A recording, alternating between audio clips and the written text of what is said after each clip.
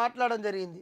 ఇక ఏం మాట్లాడిండు, వివక్ష చూపను, రైతు కళ్ళల్లో ఆనందం చూడాలన్నదే నా తపన.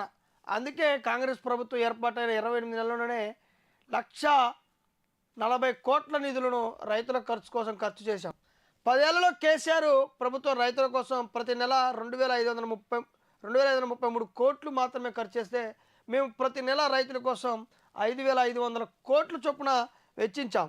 దేశంలోనే అత్యధికంగా వరి పంట పండించే రాష్ట్రం తెలంగాణ అగస్తారం ఉందంటూ సీఎం రేవంత్ రెడ్డి మాట్లాడండి. దాంతోపాటు వివక్ష చూపను, ప్రతిపక్ష నియోజకవర్గాలు కూడా అటు కేసీఆర్, కేటీఆర్, హరీష్ రావు లాంటి నియోజకవర్గాలకు కూడా నేను అభివృద్ధి చేస్తా, డెవలప్ చేస్తా అంటూ మాట్లాడింది. ఇక దాంతోపాటు ఆయన ఏమంటుడు, గత ప్రభుత్వం బీఆర్ఎస్ ప్రభుత్వం రైతుల కోసం దాదాపు 2,500 కోట్లు మాత్రమే ఖర్చు పెట్టింది.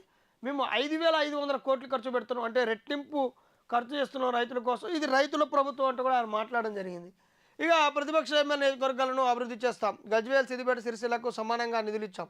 10 ఏళ్లలో కొడంగల్కు ఎన్ని ఇచ్చారో చర్చ పెడదామా, 2029లోనూ అధికారం మాదే, ఎవరు అడ్డుకున్నా ఆగదు. సిద్దిపేటలో గెలిచిన కాంగ్రెస్ ఎమ్మెల్యేలకు మంత్రి పదవి. రైతులు వరే కాదు అన్ని పంటలు సాగు చేయాలి. 50 లక్షల టన్నులకు మించి ధాన్యాన్ని కేంద్రం కొనట్లేదు. తల్లిదండ్రులు పిల్లలను ప్రైవేట్ స్కూళ్ళకు పంపొద్దు.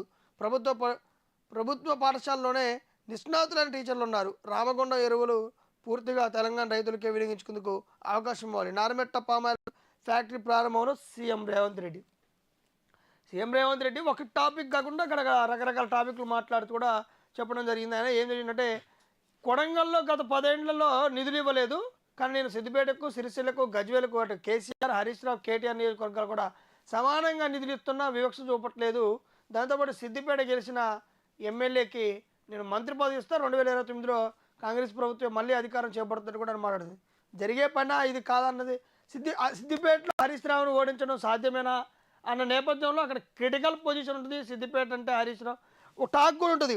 రాష్ట్రం మొత్తం కాంగ్రెస్ హవా నడుస్తుంటే ఇక్కడ సిద్దిపేట మొత్తం హరీష్ రావు నడుస్తుందంటూ కూడా టాక్ ఉంటుంది. ఆ నేపథ్యంలోనే హరీష్ రావుని ఎట్లాగైనా ఓడించాలన్న దృఢ సంకల్పంతో మంత్రి పదవి ఇస్తా అంటే హామీ ఇవ్వడం కూడా జరిగింది. అక్కడ ఉన్నటువంటి సీఎం రేవంత్ రెడ్డి ఆ సభలో కూడా మాట్లాడడం జరిగింది. ఈ బాధ్యతను కూడా వివేక్ వెంకటస్వామి, అక్కడ ఉన్నటువంటి పొన్నం ప్రభాకర్ లాంటి మంత్రులు తీసుకుంటారు. ఖచ్చితంగా మంత్రి పదవి అయితే ఇస్తాం, కానీ హరీష్ రావుని ఓడగొట్టండి అంటూ కూడా పిలుపునివ్వడం కూడా జరిగింది. మొత్తానికి రైతులకు నిన్న మాత్రం రైతు నిధులు విడుదలైనాయి, రైతు భరోసా నిధులు విడుదలైనాయి. ఈరోజు నిన్న ఆదివారం కాబట్టి అకౌంట్లో జమ కాకపోవచ్చు. ఈరోజు మాత్రం రైతుల అకౌంట్లో జమ అవుతాయి.